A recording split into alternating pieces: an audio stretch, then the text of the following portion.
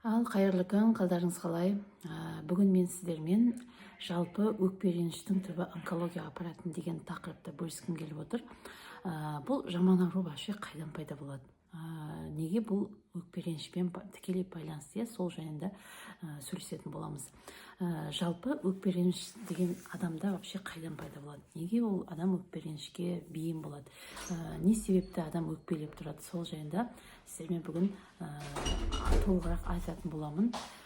Негізі өкпе реніш деген сөз көп жағдайда ол адамдарға өкпелейміз, адамдарға өкпелейміз және сол адамдарға ойымыздағы болмай қалған кезінде біз мысалға бірдеңені күтеміз, ол маған сөйтетін шығар, ол маған бүйтетін шығар деген секілді біз сондай нәрсені күтеміз, ал дәл сол нәрсе болмағандықтан бізде уже өкпе реніш пайда болады.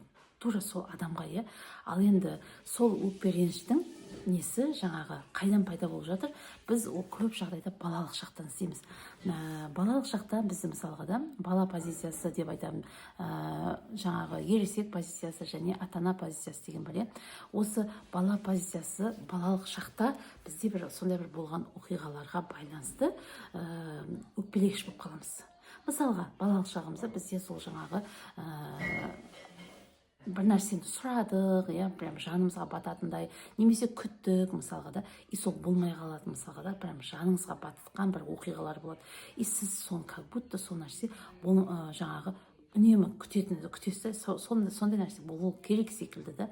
И онсыз жаңағы былайша айтқан кезде түп сана деңгейінде оның барлығы жазылып қалады. Сөйтіп сол жаңағы сізге есейген шағыңызда да сіз басқа адамдардан сондай нәрсені үнемі күтіп жүресіз да. Сондай нәрсе болғанда дәл сол нәрсе емес та. Мысалға жаңағыдай айталық, бүгін күйеуім гүл алып келетін шығар мысалға да. Бірақ оны сіз алып келетін шығар деп уже миыңызға программа жасап алдыңыз, и ол әкелмейді, и сіз сол кезде не істейсіз? Ренжисіз.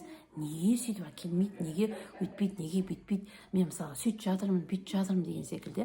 Ол не только күйеу, ол барлық ситуацияларда. И осылай сіздің өзіңіздің ішіңіздегі қалауды сырттан күтесіз да. Ал енді бұл осы бала позициясында қалып қалған адамның қылығы негізінде. Енді мен жаңағы сөкпейміз, егер сөйтіп жүрген болсаң, сіз бала позициясында деп айта алмаймын. Себебі бұл жаңағы балалық шақтан келіп тұр да, балалық шақтағы кейбір оқиғаларға байланысты келіп отыр.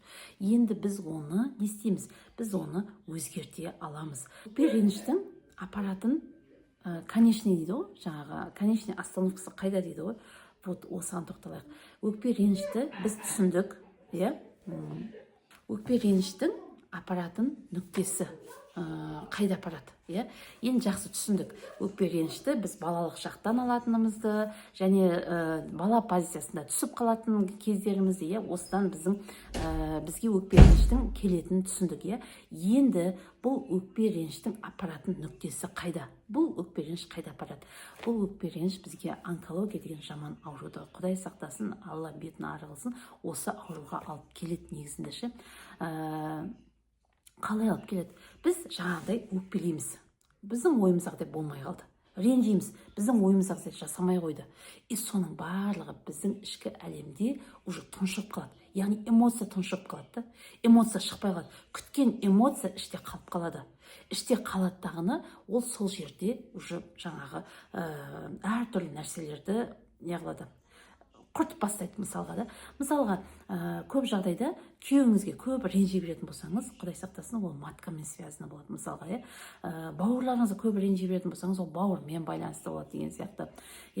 Сол жаңағы біздің ағзамыздағы болып жатқан нәрселердің барлығы біз сол жаңағы адамдармен байланысқан сол кездегі жасаған өкпе ренішімізден пайда болған нәрселер. Көрдіңіз ба? Енді ол, яғни эмоция шықпай қалғаннан кейін ол іште уже шіриді. шірейді дағыны сол жердегі тұрған біздің ағзамыздың бәрін құртады. И сол жерден уже онкологияның клеткалары пайда болып бастайды. Содан ол үлкейеді, кеңейеді, Құдай сақтасын, солай жаман аурулар сөйтіп келеді да. Сол үшін сіз түсіндіңіз енді, ол жаңа қайдан келетінін, неге пайда болатынын енді сіз бәрін естідіңіз. Енді өзіңізге осы нәрсені жақындатпау үшін сіз саналы түрде, ренжімеңізші, саналы түрде өзіңізден өкпе ренішті алып тастаңыз.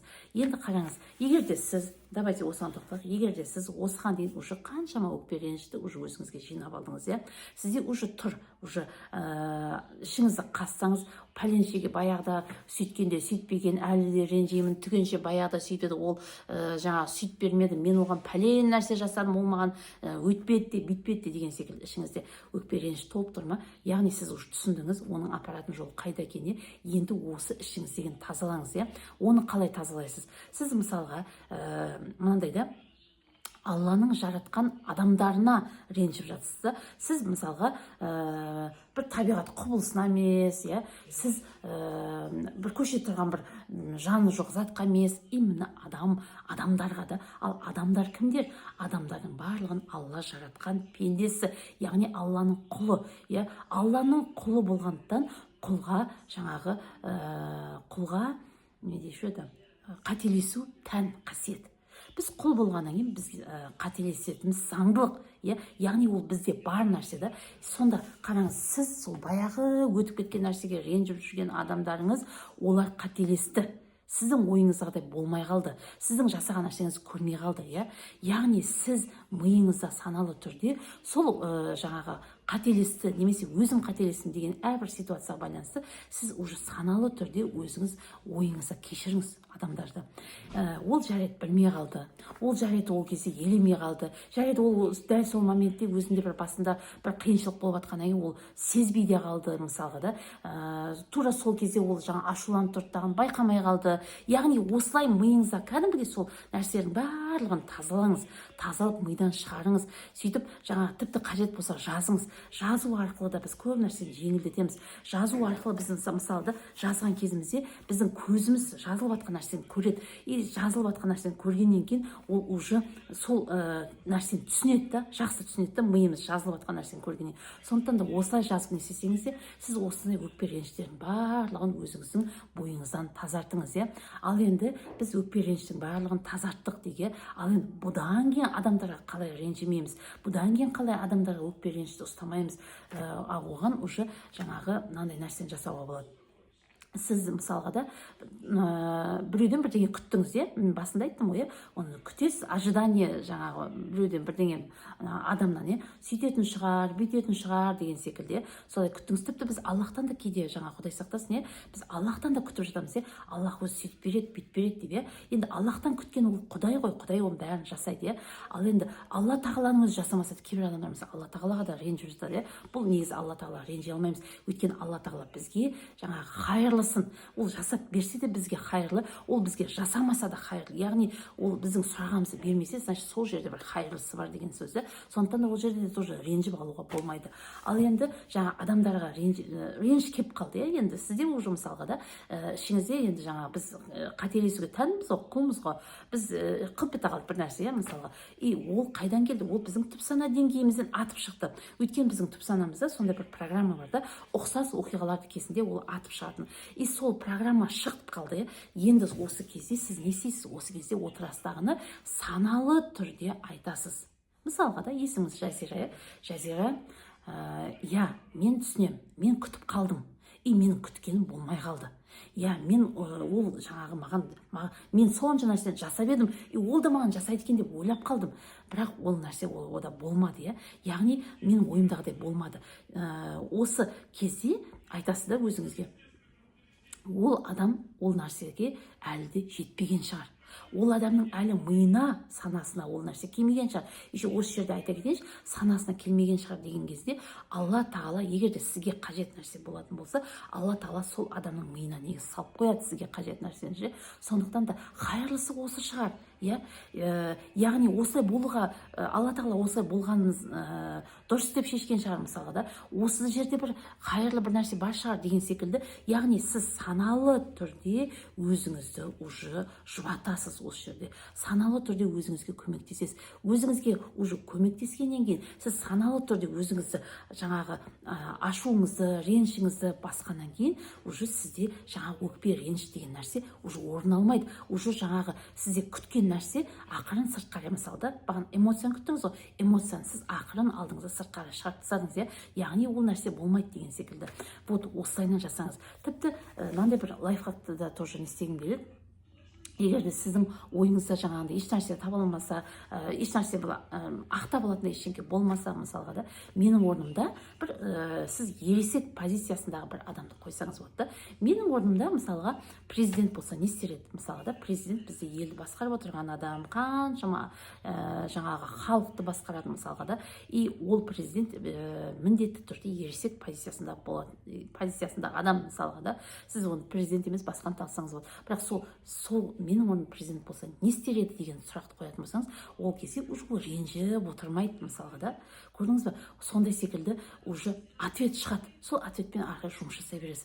Осылайынан өз-өзіңізге көмектесіңіз. Сіз жаңағы бейсаналы түрде бізді барлығымызды түп сана басқарады деп айтамыз ғой, бізді түп сана басқарады. Біз түп сананың басқаруымен 95%-ға ол бізді басқарғандықтан біз сол басқаруымен жұмыс жасап кетеміз да. Ал бірақ бізде сана бар ғой. Бізде сана бар. Біз саналы түрде өзімізге өзіміз көмектесе аламыз.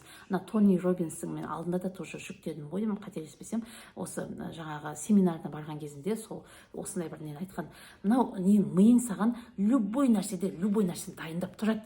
Иә, әр қашанда сен оның миды тыңдай берме дейді. Сен саналы түрде не істеу керек екенін өзің айтып отыр дейді. Міне, осы нәрсе бізге керек. Саналы түрде не істеу керек екенін біз өз-өзімізге айтып отыруымыз керек. Сол кезде ғана біз өз-өзімізге көмектесе аламыз. Өз-өзімізді жаңағы Құдай сақтасын жаман аурулардан құтқара аламыз, өз-өзімізді өзгерте аламыз, өз-өзімізді, яғни биік шыңдарға қарай көтере алатын өзіміз. Сондықтан да осы жаңағы сабағымды міндетті түрде соңына шейін қарағандарыңыз үшін сіздерге көптен көп рахмет. Соңына шейін қарасаңыздар, міндетті түрде бөлісіңіздер, комментарий жазыңыздар, лайк басыңыздар, каналыма тіркеліп қойыңыздар. Алла берсе осындай сіздерге пайдалы қаншама ақпараттарды дайындап қойдым, соларды шығаратын боламын. Ал жақсы, келесі сабақтарда жолыққанша.